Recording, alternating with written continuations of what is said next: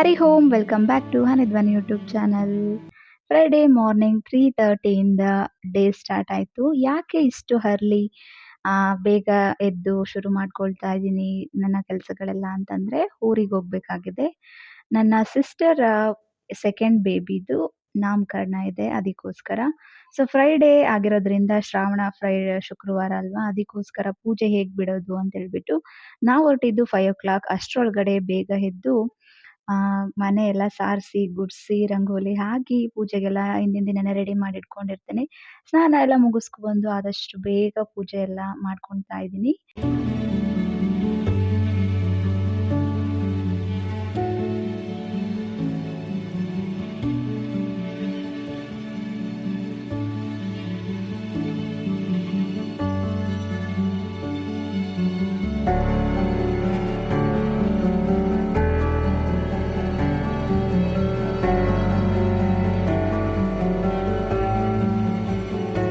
Early morning ಅಂದರೆ above 4 ಎಲ್ಲ ಊರಿಗೆ ಹೊರಟ್ರೆ ಪೂಜೆ ಎಲ್ಲ ಆಲ್ಮೋಸ್ಟ್ ಆಲ್ ಮುಗಿಸ್ಕೊಂಡೇ ಹೊರಡ್ತೀನಿ.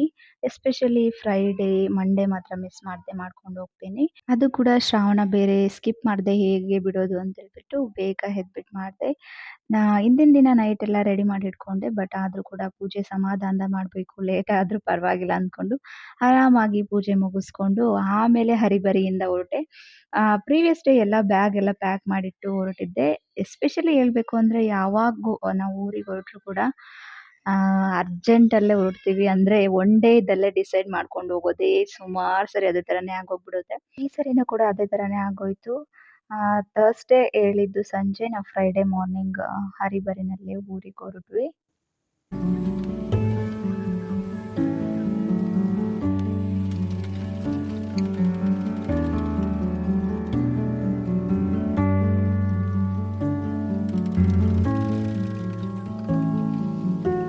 ಪೂಜೆ ಎಲ್ಲ ಮುಗಿಸ್ಕೊಂಡು ನಮ್ಮ ಮನೆಯವ್ರನ್ನ ಧ್ವನಿನ ಎಬ್ಬರಿಸಿ ರೆಡಿ ಮಾಡಕ್ಕೆ ಹೇಳಿಬಿಟ್ಟು ನಾನು ದೋಸೆ ಹಾಕೊಳ್ತಾ ಇದ್ದೀನಿ. ಮಕ್ಕಳಿಗೆ ಬಸ್ಸಲ್ಲಿ ಬೇಕಾಗುತ್ತೆ ಅಂತ ಹೇಳ್ಬಿಟ್ಟು ನಾನು ನನ್ನ ತಂಗಿ ಜೊತೆಗೆ ಹೋಗ್ತಾ ಇರೋದು. ಸೊ ಈ ಸರಿ ನಮ್ಮ ಮನೆಯವ್ರು ಬರ್ತಾ ಇಲ್ಲ, ನೀವು ಹೋಗಿ ನೆಕ್ಸ್ಟ್ ಟೈಮ್ ಬರ್ತೀನಿ ಅಂತ ಹೇಳಿದ್ರು.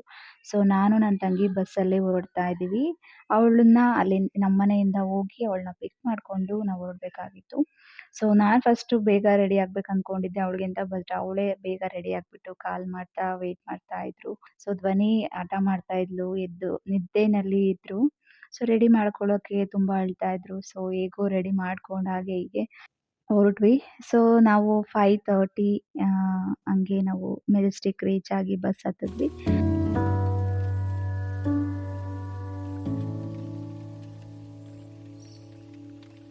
ಇಬ್ರು ಮಕ್ಕಳು ಕೂಡ ಸ್ವಲ್ಪ ಹೊತ್ತು ನಿದ್ದೆ ಮಾಡಿದ್ರು. ಅರ್ಲಿ ಮಾರ್ನಿಂಗ್ ಬೇಗ ಎದ್ದಿದ್ರಿಂದ ನಿದ್ದೆ ಸರಿಯಾಗಿರಲಿಲ್ಲ.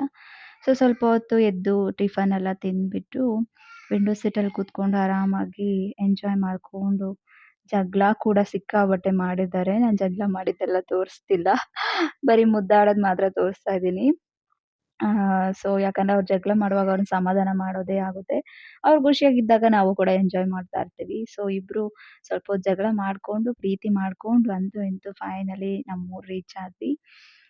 5:30ಗೆ ನಾವು ಬಸ್ ಹತ್ತಿದ್ರೆ ನಾವು ರೀಚ್ ಆಗಿದ್ದು 11:30 ಆಗೋಯ್ತು. ಮನೆಗೆ ಬರೋ ಅಷ್ಟರಲ್ಲಿ 12:30 ಆಗೋಯ್ತು. ಮಕ್ಕಳು ಕೂಡ ಸಿಕ್ಕಾಪಟ್ಟೆ ವೇಟಿಂಗು ಅವ್ರ ಅಜ್ಜಿಗೋಸ್ಕರ. ಫೈನಲಿ ನಮ್ಮ ಅಪ್ಪಾಜಿ ಬಂದರು. ಸೊ ಅಜ್ಜ ಅಂದರೆ ಅವ್ರ ಫೇವ್ರೇಟು. ಎಸ್ಪೆಷಲಿ ಅಜ್ಜನ ಬೈಕು ಅಜ್ಜ ಅಂದರೆ ತುಂಬ ಫೇವ್ರೇಟು. ಹಾಗೆ ಮಗುಗೆ ಬಟ್ಟೆ ಎಲ್ಲ ತೊಗೊಳೋದಿತ್ತು. ಸೊ ಬಟ್ಟೆ ಎಲ್ಲ ತೊಗೊಂಡು ಸ್ವಲ್ಪ ಬೆಳ್ಳಿ ಸಾಮಾನೆಲ್ಲ ತೊಗೊಳೋದಿತ್ತು. ಅದೆಲ್ಲ ತೊಗೊಂಡು ಹೊರಟ್ವಿ. ಸೊ ಬಂದು ಒಂದು ರೌಂಡ್ ಕೂತ್ಕೊಂಡು ಊಟ ಮಾಡಿದ್ವಿ. ಅಮ್ಮ ಬಸ್ಸಾರು ಮಾಡಿದ್ರು. ಬಸ್ಸಾರು, ಮುದ್ದೆ ಆರಾಮಾಗಿ ನೆಮ್ಮದಿಯಾಗಿ ಊಟ ಮಾಡಿದ್ವಿ. ಬಸ್ಸಲ್ಲಿ ಕಂಫರ್ಟಬಲ್ ಆಗಿ ಊಟ ಮಾಡೋಕ್ಕಾಗಿರ್ಲಿಲ್ಲ. ದೋಸೆ ತಗೊಬಂದಿದ್ದೆ. ಬಟ್ ಮನೆಗೆ ಬಂದಾದ್ಮೇಲೆ ಆರಾಮಾಗಿ ತುಂಬ ಹೊಟ್ಟೆ ಹಸ್ವಾಗಿತ್ತು. ಕೂತ್ಕೊಂಡು ಊಟ ಮಾಡಿದ್ವಿ ಎಲ್ಲರೂ ಸೇರಿ. ಊರಿಗೆ ಬಂದಿದ್ದ ದಿನ ಏನೂ ಕೆಲಸ ಮಾಡಲಿಲ್ಲ, ಕಂಪ್ಲೀಟ್ ರೆಸ್ಟ್ ಮಾಡಿದ್ವಿ.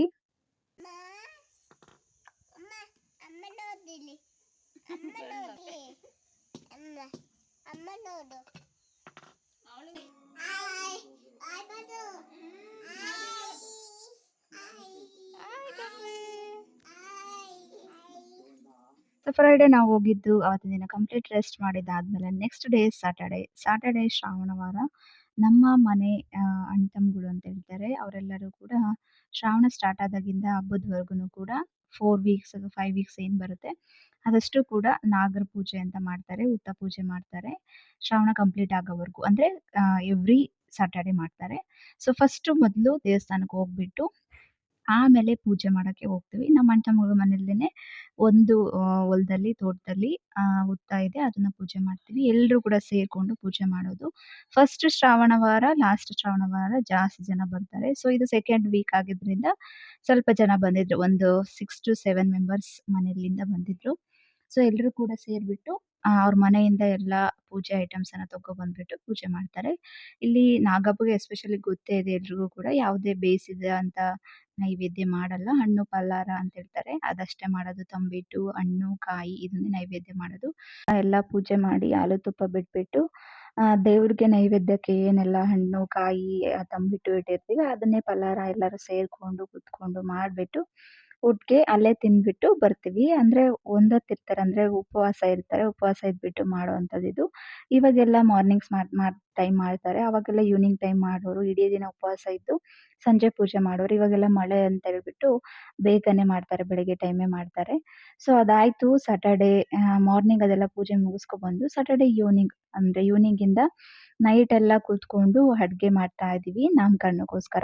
ನಾವೇ ಮನೆಯವರು ಸೇರ್ಕೊಂಡು ಒಂದು 4-5 ಜನ ಸೇರ್ಕೊಂಡು ಅಡ್ಗೆ ಮಾಡಿದ್ದು. ಒಂದು 50-60 ಜನ ಬಂದಿದ್ರು. ಅಷ್ಟು ಜನಕ್ಕೆ ಅಡ್ಗೆ ಮಾಡ್ಕೊಂಡಿದ್ವಿ.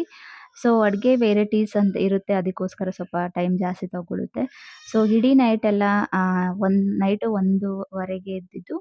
1:30ಯಿಂದ 4:30ವರೆಗೂ ಅಡ್ಗೆ ಮಾಡೋದಾಯ್ತು. 4:30ಯಿಂದ ಎದ್ಬಿಟ್ಟು ನಾವು ರೆಡಿ ಆಗ್ಬಿಟ್ಟು ಬಿಫೋರ್ 9 ಅಂದ್ರೆ ಮಾರ್ನಿಂಗು 9 ಗಂಟೆ ಒಳಗಡೆ ನಾಮಕರಣ ಆಗ್ಬೇಕಾಗಿತ್ತು. ಹಾಗಾಗಿ ತೊಟ್ಲೆಲ್ಲ ರೆಡಿ ಮಾಡ್ಕೊಳ್ತಾ ಇದ್ವಿ. ನಂದು ಏನು ಪ್ಲಾನಿಂಗ್ ಇತ್ತಂದ್ರೆ ನಾಮಕರಣಕ್ಕೆ ಡೆಕೋರೇಷನ್ ಮಾಡ್ಬೇಕಂತ ಆಸೆ ಇತ್ತು ಮುಂಚೆಯಿಂದ. ಬಟ್ ನಾವು ಬಂದಿದ್ದೇ ಸಡನ್ ಆಗಿ ನಾಮಕರಣ ಡೇಟ್ ಫಿಕ್ಸ್ ಮಾಡಿದ್ದು. ಸೊ ಯಾವುದೇ ಡೆಕೋರೇಷನ್ ಮಾಡೋದಿಕ್ಕೆ ಐಟಮ್ಸ್ ಕೂಡ ತಗೊಬರಕ್ಕಾಗ್ಲಿಲ್ಲ. ಏನು ಕೂಡ ಪ್ಲಾನ್ ಇರ್ಲಿಲ್ಲ. ಸೊ ಹಾಗಾಗ್ಬಿಟ್ಟು ಸಿಂಪಲ್ ಆಗಿ ಡೆಕೋರೇಷನ್ ಮಾಡ್ಕೊಂಡ್ವಿ. ಹಾಗೆ ಐನೋರು ಸ್ವಲ್ಪ ಕಾಲು ಅವ್ರಿಗೆ ನೋವು ಇದ್ರಿಂದ ಹೇಳ್ಕೊಡ್ತಾ ಇದ್ರು. ಇನ್ನೊಬ್ರು ಐನೋರು ಬಂದಿದ್ರು. ಸೊ ಹೀಗೆ ಪೂಜೆ ಜಾಸ್ತಿ ಇರುತ್ತೆ. ಒಂದು 3/4 ಅವರ್ ಪೂಜೆನೆ ಒಳಗಡೆ ನಡೆಯುತ್ತೆ. ಐನಾರ್ದು ಪಾದ ಪೂಜೆ ಎಲ್ಲ ಇರುತ್ತೆ. ಪಾದದುಳ್ಕ ಅಂತ ಹೇಳ್ತಾರೆ ಐನಾರ್ದು. ಆ ಪಾದದುಳ್ಕನ ಇಡೀ ಮನೆಗೆಲ್ಲ ಹಾಕ್ಬಿಟ್ಟು ಎಲ್ಲರಿಗೂ ಹಾಕ್ತಾರೆ. ಅದಾದ್ಮೇಲೆ ಲಿಂಗ ಪೂಜೆ ಮಾಡಿಸ್ತಾರೆ. ಮಗುವಿನ ತಂದೆ ಕೈಲಿ ಲಿಂಗ ಪೂಜೆ ಮಾಡಿಸ್ತಾರೆ.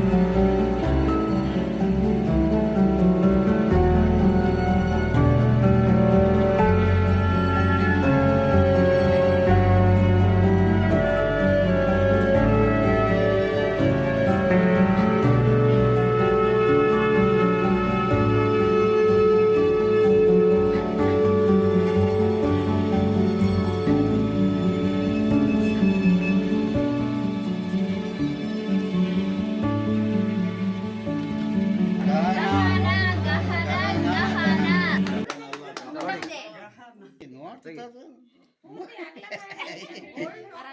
ಆಯ್ತಾ ಈಗ ಏನು ಈಗ ನಮ್ಮ ಕಂದಮ್ಮನ ಹೆಸರು ಗಹನ ಅಂತ ಇಟ್ಟಿದ್ದು. ಸೊ, ನಮ್ಗಿಂತ ಜಾಸ್ತಿ ಅವ್ರಿಗೆ ಸಿಕ್ಕಾಪಟ್ಟೆ ಖುಷಿಯಾಗಿತ್ತು. ಎಷ್ಟು ಹ್ಯಾಪಿಯಿಂದ ಎಲ್ಲಾರ ಫೇಸು ಕಲರ್ ಕಲರ್ ಡ್ರೆಸ್ ಹಾಕೊಂಡಿದ್ರು ಅಂತ ನೋಡ್ತಾ ಎಂಜಾಯ್ ಮಾಡ್ತಾ ಇತ್ತು ಕಂದಮ್ಮ.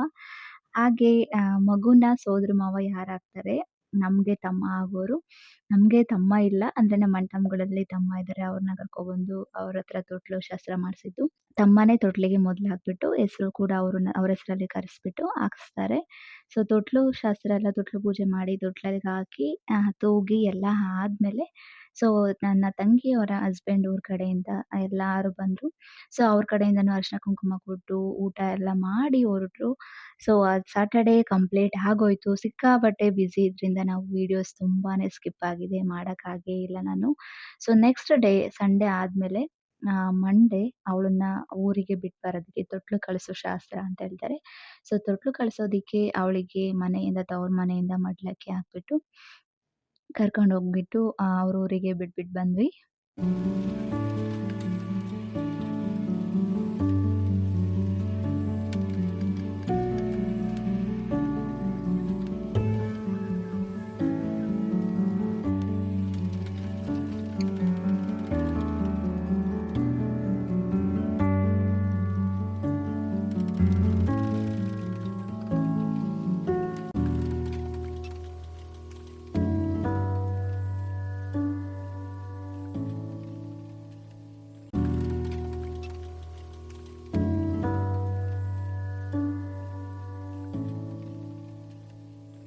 ಫೈನಲಿ ಫಂಕ್ಷನ್ ಎಲ್ಲ ಮುಗ್ದು ಅವ್ರ ಊರಿಗೆ ತೊಟ್ಲು ಕಳಿಸ್ಬಿಟ್ಟು ಅಂದ್ರೆ ಅವ್ರನ್ನ ಅವ್ರ ಊರಿಗೆ ಗಂಡನ ಮನೆಗೆ ಬಿಟ್ಬಿಟ್ಟು ಬಂದ್ವಿ. ಬಂದು 2-3 ಡೇಸ್ ನಮ್ ಮನೆ ಕ್ಲೀನಿಂಗ್ ಮಾಡ್ಬೇಕಿತ್ತು. ಸೊ, ಬಾಣಿತನ ಅಂತ ಹೇಳ್ಬಿಟ್ಟು ಮನೆ ಕ್ಲೀನ್ ಮಾಡಿರ್ಲಿಲ್ಲ. ಸಿಕ್ಕಾಪಟ್ಟೆ ಗಲೀಜಾಯಿತು. ಸೊ, ಮನೆ ಕ್ಲೀನಿಂಗ್ ಎಲ್ಲ ಮುಗಿಸ್ಕೊಂಡ್ವಿ. ಹಾಗೆ ಅಮ್ಮ ಇಲ್ಲಿ ಮಾಲ್ದಿ ಅಂತ ಮಾಡ್ತಾ ಇದ್ದಾರೆ. ಇಲ್ಲಿ ಒಂದು ಟೀ ಲೋಟ ಕಡ್ಲೆ ಹಿಟ್ಟು ತಗೊಂಡಿದ್ದಾರೆ. 2 ಟೀ ಗ್ಲಾಸಷ್ಟು ಅಕ್ಕಿ ಹಿಟ್ಟನ್ನ ತಗೊಂಡಿದ್ದಾರೆ. ಅದೇ ಗ್ಲಾಸಲ್ಲಿ 2 ಗ್ಲಾಸಷ್ಟು ಗೋಧಿ ಹಿಟ್ಟು. ಇಷ್ಟು ತಗೊಂಡ್ಬಿಟ್ಟು ನೀಟಾಗೆಲ್ಲ ಜರಡಿ ಮಾಡ್ಕೊಂಡು ನೀರ್ ಹಾಕೊಂಡು ಕಲ್ಸ್ಕೊಂಡು ಮಿಕ್ಸ್ ಮಾಡ್ಕೊಳ್ತಾ ಇದ್ದಾರೆ. ಚೆನ್ನಾಗಿ ಅದನ್ನ ಕಲ್ಸ್ಕೊಂಡು ರೊಟ್ಟಿ ಯಾವ ಥರ ಅದು ಕಲ್ಸ್ಕೊಳ್ತಾರೋ ಅದೇ ಅದಕ್ಕೆ ಕಲ್ಸ್ಕೊಂಡ್ಬಿಟ್ಟು ಎಣ್ಣೆ ಹಾಕ್ದಾಗೆ ಹಾಗೆ ರೊಟ್ಟಿಯನ್ನ ಸುಟ್ಕೊಂಡು ಇಟ್ಕೊಬೇಕು. ಸೊ, ಇದಾದ್ಮೇಲೆ ಈ ಕಡೆ ಹುರ್ದಿರುವಂತ ಶೇಂಗಾ, ಎಳ್ಳು, ಕೊಬ್ಬರಿ ಹಾಗೆ ಕಡ್ಲೆ ಇಷ್ಟನ್ನು ಕೂಡ ಮಿಕ್ಸಿಗೆ ಹಾಕೋಬೇಕು. ಇದೆಲ್ಲದನ್ನು ಕೂಡ ಚೆನ್ನಾಗಿ ನುಣ್ಣಗೆ ಪುಡಿ ಮಾಡ್ಕೋಬೇಕು. ಜೊತೆಗೆ ಒಂದೆರಡು ಏಲಕ್ಕಿ ಮತ್ತೆ ಒಣಶುಂಠಿ ಕೂಡ ಆಡ್ ಮಾಡ್ಕೊಂಡು ಪುಡಿ ಮಾಡ್ಕೊಳ್ತಾ ಇದ್ದಾರೆ.